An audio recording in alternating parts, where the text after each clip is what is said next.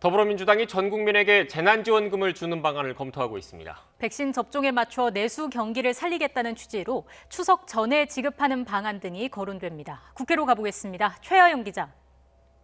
네, 국회입니다. 네, 민주당 윤호중 원내대표가 총대를 맨 것 같은데 재난지원금을 거듭 강조하고 있죠. 네, 벌써 세 번째입니다. 어제는 올여름 경기에 온기를 불어넣을 재정대책을 마련하겠다고 밝혔는데 오늘은 아예 전 국민 재난지원금 얘기를 꺼냈습니다. 들어보시죠.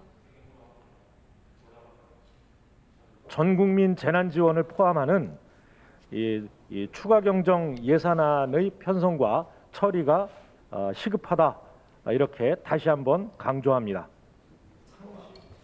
우선 정부 목표대로 백신 접종이 차질 없이 진행될 경우 국민 70%가 1차 접종을 마치는 시기인 9월쯤 지급하는 방안이 거론됩니다. 특히 9월 말 추석 연휴도 있는 만큼 여기에 맞춰 지급하자는 주장도 나오는데요. 이 백신 접종과 발맞춰 내수 경기 활성화의 마중물로 삼자는 취지입니다.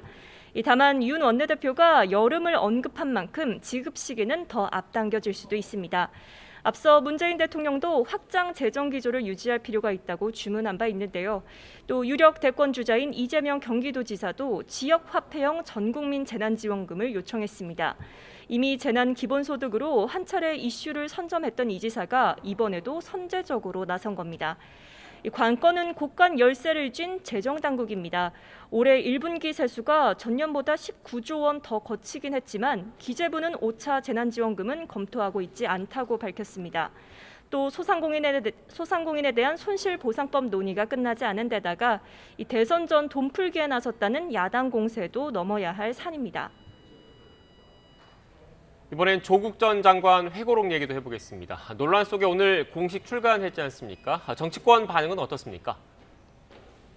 네, 저희 취재진이 조 전 장관의 회고로 이 조국의 시간을 읽어봤는데요. 이 책의 많은 부분에는 윤석열 전 검찰총장에 대한 비판이 담겨 있었습니다. 이 조 전 장관은 윤 전 총장이 충성하는 대상은 오로지 검찰 조직뿐이었다며 이 촛불 혁명보다 조직 보호가 더 중요했다고 썼습니다. 그러면서 윤 전 총장이 문재인 정부를 곧 죽을 권력으로 판단하고 표적 수사를 통해 정부 압박에 들어갔다고도 주장했는데요. 또 검찰총장 취임 직후 한동훈 검사장을 서울중앙지검장에 임명해달라고 요청했다며 어이가 없었고 단호히 거절했다고도 회고했습니다. 조 전 장관의 회고록을 두고 민주당 지도부는 말을 아끼고 있지만 내부에선 비판과 옹호가 동시에 나오고 있습니다.